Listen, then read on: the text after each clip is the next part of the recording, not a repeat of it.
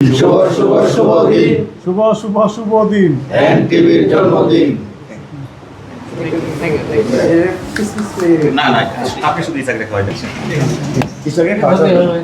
সময়ের সাথে আগামীর পথে স্লোগান নিয়ে এনটিভি 2003। তো মানে ওই যে আমাদের ওসি মহোদয় খুব সুন্দর করে বললেন যে আমাদের বুঝ হওয়ার বয়সটা থেকেই মোটামুটি এনটিভির পথ চলা শুরু। আমরাও 2002-এ আমরা ক্লাস 9-এ পড়ি। তো তখন থেকে যে ঝকঝকে একটা টেলিভিশনে কিছু দেখার অনুভূতিটাই ছিল আলাদা প্রথমে এনটিভির। তো এনটিভি আসলে আমাদের এই যে প্রজন্ম, আমরা এখন প্রায় বয়স 38-40 এই কাছাকাছিতে, তাদের প্রথম ভালো লাগার একটা চ্যানেল এনটিভি। এনটিভিকে আমরা সে আগে প্রথম থেকে আজকে 23 বছর আগে থেকে চিনি। আমাদের যখন বুঝার বয়স হয় তখন থেকে এনটিভির পদচারণা। তো আমরা এনটিভিকে, এবং তার পাশাপাশি আর টিভি ছিল, দুইটা টিভির সম্ভবত একই মালিক ছিল। তো এই দুইটা টিভির মাধ্যমে স্যাটেলাইট জগতে তাদের বিচরণ, উন্মুক্ত বিচরণ ছিল, বস্তুনিষ্ঠ সংবাদ প্রচার করত। আর আমরা সংবাদের সময় সাধারণত ছোটোবেলায় ওই এনটিভি সংবাদটা দেখার জন্য খুব আগ্রহ থাকতাম। 2003 সালে যাত্রা শুরু করেছে, হাঁটি হাঁটি পা করে 23 বছর পেরিয়ে 24-এ পদার্পণ করেছে। গত 16 বছর স্বৈরশাসকের সময় এনটিভি নানা প্রতিকূল সময় অতিক্রম করেছে। তো এখন এনটিভির এখন যৌবনে পদার্পণ করে এখন মোটামুটি তারুণ্য শেষ করেছে, যৌবনে পদার্পণ করেছে। এনটিভির জন্য শুভকামনা। আর ইসাক উদ্যমী সাংবাদিক, ইসাকের জন্য শুভকামনা রইল। ইসাক তরুণ, উদ্যমী এবং খুব ভালো সাংবাদিকতা করেন, তার গতি আছে সাংবাদিকতায়। তিনি আগামীতে এই এনটিভির মাধ্যমে মুরাদনগর, ব্রাহ্মণপাড়া এবং আমাদের দেবিদ্বারের যেই মানুষের কথাগুলো, সমস্যা এবং সম্ভাবনার কথাগুলো তিনি তুলে ধরবেন। এনটিভি তার শুরু থেকেই যথেষ্ট সুনামের সাথে দায়িত্ব পালন করতেছে এবং সাংবাদিকতার জগতে এনটিভির অবদান, বিশেষ করে আমাদের দেশে সাংবাদিকতার জগতে এনটিভির যথেষ্ট অবদান আছে। কারণ এনটিভি থেকে, এই হাউস থেকে অসংখ্য প্রথিতযশা সংবাদকর্মী বেরিয়ে গেছেন এবং অনেক তৈরি হচ্ছেন, ভবিষ্যতে আরও হবেন।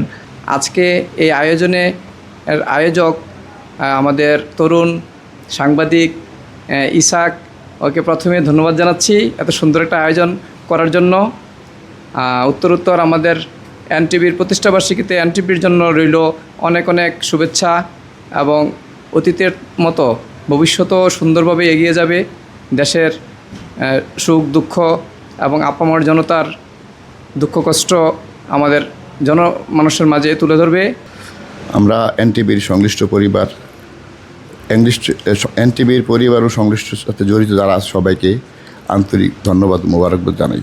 পাশাপাশি আমাদের ছোটো ভাই ইসাক, সেও আন্তরিকভাবে দেবীদেরকে গড়ে তুলতেছে, কাজ করতেছে, তাকেও আমরা আন্তরিকভাবে শুভেচ্ছা ও অভিনন্দন জানাই। আসলেই এই আনন্দিত এই টেলিভিশনের মাধ্যমে আমরা দেখেছি যে